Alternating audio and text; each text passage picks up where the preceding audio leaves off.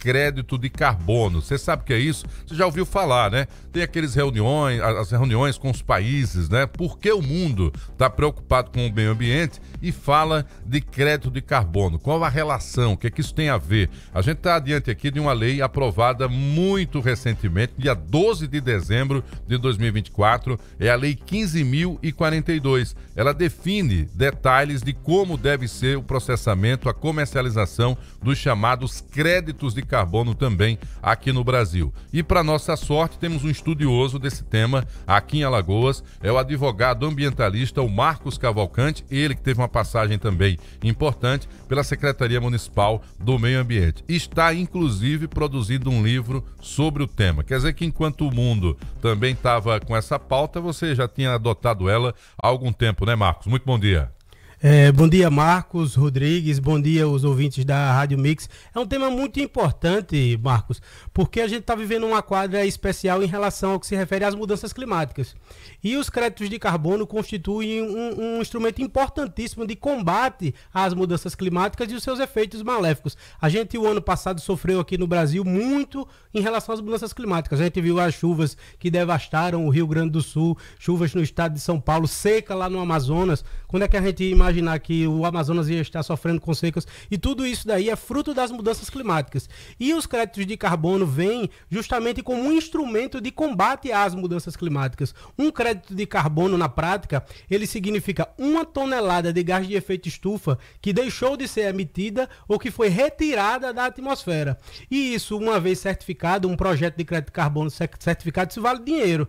Então, além de constituir receita, dividendo financeiro, é um instrumento eficaz e direto de combate às mudanças climáticas e preservação do meio ambiente. Há uma tendência, ou pelo menos há uma negociação com a grande indústria, né, que produz, por exemplo, carros e que geram carbono para a atmosfera, de que a mudança para o elétrico representa uma transição para ter menos carbono aí na atmosfera. Mas no caso do crédito de carbono, ele é conseguido como? Com a presença da árvore em pé, é isso?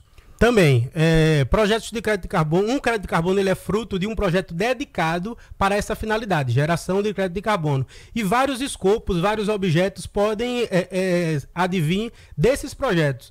Um dos projetos principais aqui no Brasil, considerando-se a nossa extensão territorial e a biodiversidade do nosso país, é justamente a preservação de florestas. Então você pode gerar créditos de carbono a partir de projetos que tenham como escopo, que tenham como objeto a preservação da floresta em pé, ou então o reflorestamento de florestas que tenham sido devastadas, enfim, por N motivos.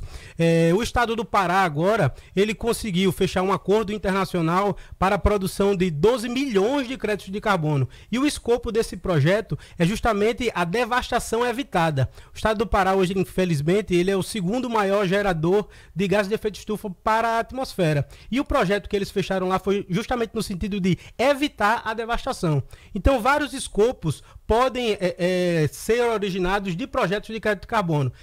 Evitar devastação, manter floresta em pé, troca de matriz energética, como essa situação que você falou dos carros elétricos, você troca a matriz energética suja por energia limpa, tratamento de resíduos líquidos, tratamento de resíduos sólidos, os aterros sanitários também são instrumentos importantes para a geração de crédito de carbono. Enfim, N escopos podem advir de projetos de crédito de carbono. Agora, Marcos, a gente está falando de uma evolução muito grande na temática, porque durante um tempo, né, por conta até da disputa ideológica no Brasil, parecia que o tema ambiental era um tema ligado à esquerda, e aí esse embate acabava por tirar a essência do principal debate, que é o meio ambiente, que não tem nem esquerda nem direita, porque vivem neles os dois, né?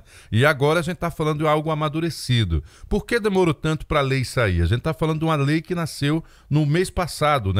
A gente fala no passado, mas foi em dezembro, dia 12. Mas o debate durou 4, 5 anos. Por que se demorou tanto? Marcos, essa questão política é uma questão que tem um fundo muito importante no debate ambiental. Só que situações como aquecimento global, mudanças climáticas, enchentes, devastação, atinge a todos. e a todos de maneira indistintamente, sendo de esquerda ou de direita. Porém, acredito eu que como em novembro desse ano o Brasil vai ser sede da COP30, né, que a COP é a Conferência das Partes para atualização, organizada pela ONU para atualização de legislação, de tratados internacionais no que se refere ao meio ambiente. E esse ano o Brasil vai trazer essa COP para cá, o Brasil vai sediar essa COP. As discussões internacionais e os principais debates internacionais acerca do meio ambiente vão ser realizados aqui no Brasil. Então não teria como o Brasil, um país que vai sediar esse debate a nível internacional, ficar distante de legislação no que se refere a créditos de carbono. Não dá exemplo, né? Não dá exemplo. Como é que eu vou tratar de temas internacionais se eu não faço o meu dever de casa? Então acredito eu que o processo de amadurecimento dessa lei e o que resultou na aprovação da lei no dia 11 de dezembro e a sanção no dia 12 de dezembro de 2024, ele acelerou muito por conta disso, da COP30 que vai ser realizada em novembro aqui no Brasil, no estado do Pará. Você falou o exemplo do Pará, que vai manter 12 milhões, aí tem uma perspectiva de uma floresta em pé e gerando 12 milhões de crédito de carbono. E que ele já teria fechado, inclusive um acordo internacional, e o valor pago por essa situação é em torno de 35 bilhões de receita. É muita grana. Quem é que calcula e quem é que paga isso? Quem é que vai pagar por esses créditos? Um crédito de carbono, ele hoje em média custa no mercado internacional cerca de $10. Né? Porém, vários fatores eles influenciam na quantificação do preço, na justificação do preço. Lei do mercado de oferta e procura, créditos de carbono mais novos costumam ser mais caros do que créditos mais antigos, a qualidade da certificação e a qualidade do projeto que gerou esse crédito de carbono. Esse acordo do Pará, ele foi firmado para produção e venda de 12 milhões de crédito de carbono ao valor unitário de $15. E isso daí é justamente pela qualidade do crédito de carbono que foi gerado, que o escopo do projeto é desmatamento evitado. Como, para você ter uma ideia, 15% de todo o bioma amazônico fica no estado do Pará. Pará é o segundo maior emissor de créditos de gases de efeito de estufa do Brasil. Então, o objeto desse projeto é evitar o desmatamento, e evitando o desmatamento você evita a emissão de gases de efeito de estufa. Então, essa quantia, essa quantificação foi justamente nesse sentido. Você tem 12 milhões de créditos de carbono e o objeto do projeto é evitar o desmatamento. Então, alcançou-se esse valor de $15. E quem está comprando esse crédito de carbono é uma coalizão, são diversas empresas de nível internacional, Johnson & Johnson, Lever, enfim, várias empresas que precisam desses créditos de carbono para compensar a emissão de gases de efeito de estufa que a sua atividade normal, que a sua atividade corriqueira gera para a atmosfera. Então a compensação do que eles já jogaram de poluentes no meio ambiente e que agora com essa nova legislação no mundo precisam se adaptar, e o Brasil está na ponta da lança, então. Exatamente. Então é por isso que a importância dessa lei que foi aprovada no ano passado. Certo. Porque na prática, o que essa lei fixa são limites de emissão. Organizações, empresas em geral, que emitem até 10 milhões, acima de 10 milhões de toneladas de gases de efeito de estufa por ano, elas precisam fazer monitoramento e relatório de emissão de gases de efeito de estufa. E esse monitoramento e esse relatório tem que ser enviado para o governo federal. E organizações em geral que produzem acima de 25 milhões de toneladas por ano, elas, além de relatório e de monitoramento, são obrigadas a compensar essas emissões. Só que, de uma maneira geral, todas as empresas, todas as organizações vão precisar fazer, no mínimo, o inventário de emissões. Porque como é que eu vou provar que eu não produzo 10 milhões de toneladas? Como é que eu vou provar que eu não produzo acima de 25 milhões de toneladas? Fazendo o meu inventário de efeito estufa. E é aí que nasce o mercado no Brasil. Porque quando eu não consigo cumprir minha meta de 10 milhões ou de 25 milhões, eu estou autorizado a comprar créditos de carbono no mercado suficiente para suprir aquela tonelada que eu excedi da minha meta. Então o mercado ele nasce no Brasil a partir daí, porque a partir de então as empresas que emitem mais do que o limite que a legislação permite estão autorizadas a comprar crédito suficiente para fazer as compensações de gases de efeito de estufa que emitiram para a atmosfera. Eu estou achando interessante o seguinte, porque agora fica claro porque a lei precisava o quanto antes ser aprovada para primeiro dar garantia, segurança jurídica a tudo que vai ser negociado. E como é com o mercado internacional, só vai ter valor para essas empresas se toda a operação for legalizada. atrasada. Exatamente. Todo o crédito de carbono, todo o projeto, ele precisa ser acompanhado e monitorado desde o início. Desde a escolha do local onde vai ser realizado, quais são as metodologias que vão ser utilizadas, quais são as empresas que vão fazer a certificação desse crédito. E tudo isso daí precisava de uma lei. Precisa ainda da regulamentação de quais são os critérios que vão ser observados, quais são as metodologias que podem ser adotadas, quais são as entidades que estão autorizadas a certificar esses créditos. Porque só os créditos certificados que têm um valor monetário no mercado internacional. Como eu falei anteriormente, em média hoje um crédito de carbono ele vale $10, mas eu já vi projetos que foram vendidos créditos abaixo de $5 e já vi projetos recentes de créditos que foram gerados acima de $50. Ou seja, é um valor que ele altera, ele modifica de acordo justamente com esse grau de certificação e a segurança jurídica que esse crédito de carbono tem. Então quer dizer que a capacidade de negociação de quem está oferecendo justamente o escopo, que quando você fala isso é o projeto, né, que vai ser executado, ele sabendo fazer essa negociação e o resultado sendo compensatório para quem vai comprar, quando você lança isso no mercado internacional, vai ter uma lei de oferta e procura também aí, exatamente, mundial. Exatamente. Aqui no nosso estado de Alagoas, a gente tem potencialidades infinitas e créditos que têm muito valor no mercado internacional. Por exemplo, a segunda maior barreira de corais do mundo está aqui, na nossa Costa dos Corais, entre os estados de Alagoas e Pernambuco. E créditos gerados a partir da manutenção de corais vivos têm um valor muito grande no mercado internacional.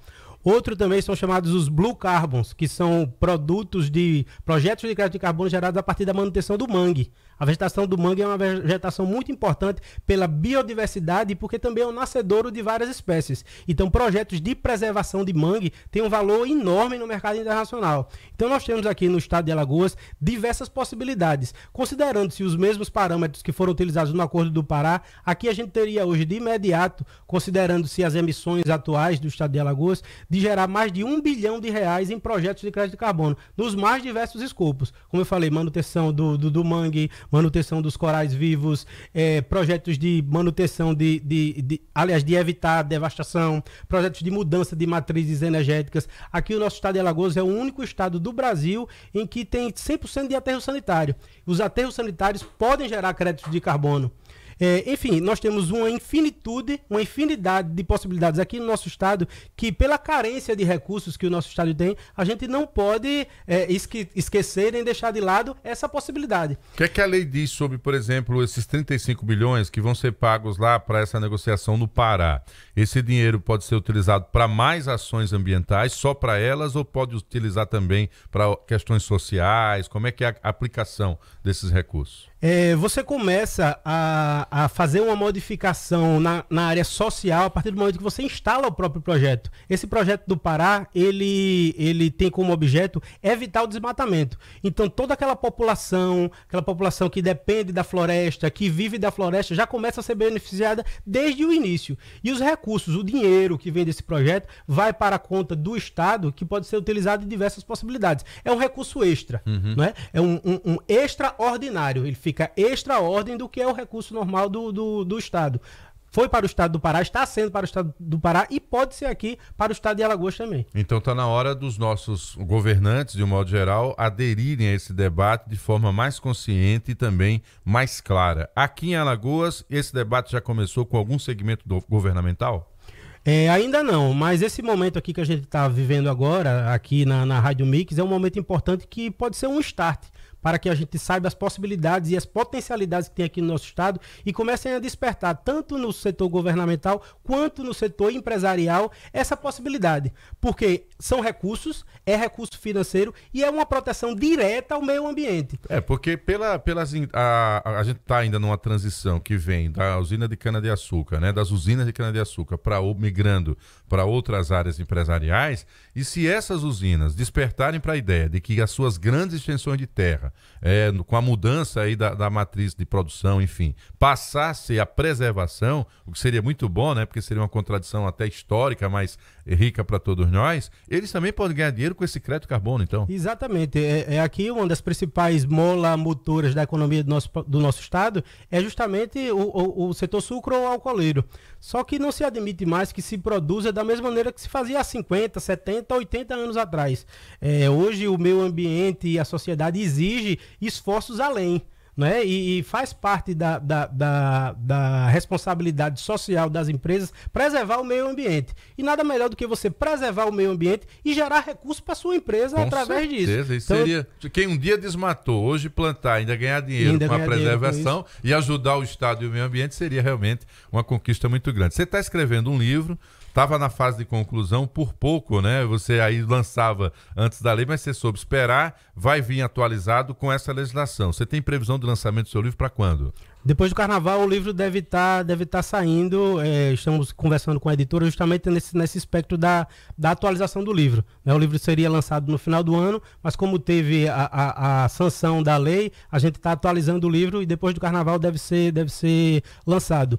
Eu sou advogado e quando eu comecei os meus estudos de Direito, eu me socorri muito de um livro chamado Introdução ao Estudo do Direito, que é a linguagem inicial daquele que está entrando no tema. Quem está abordando pela primeira vez. Pela primeira vez. E o objetivo desse livro é justamente isso. O livro se chama Introdução ao Mercado de Carbono, que eu tentei traduzir numa linguagem mais simples, mais coloquial e mais direta do que é o mercado de crédito de carbono. É o despertar. É você que está tentando entrar no tema, está interessando no tema pela primeira vez, ter informações basilares do que é e do que pode acontecer com esse tipo de tema. Esse assunto não se esgota aqui, quero já lhe reconvidar para o lançamento do livro. Quem quiser te achar na internet para palestras, mais conhecimentos de projetos possíveis de futuro, como é que faz aí? Qual arroba para achar o Marcos? Arroba Marcos Cavalcante no Instagram, a gente tá... Com I no final, né? Cavalcante com I no final, Cavalcante com I no final, a gente está à disposição, tive na AMA, no Congresso Alagoano dos Municípios do final do ano passado, debatendo também o tema, e estou à disposição para levar esse tipo de informação à sociedade. É uma informação nova, mas que todos devem participar. Mas muito bom. Quando envolve dinheiro, já tem gente aí já visualizando assim coisas, né, maravilhosas. Mas o mais importante é a gente preservar o meio ambiente. Claro, quem puder ganhar dinheiro com isso, que seja bem-vindo. Obrigado pela sua presença, Marcos. Prazer em encontrá-lo. Feliz ano novo. Volta aqui quando lançar o livro, tá? Obrigado, Marcos, e sempre à disposição. Valeu. Show de bola, 6 horas e 44 minutos, direto para as ruas de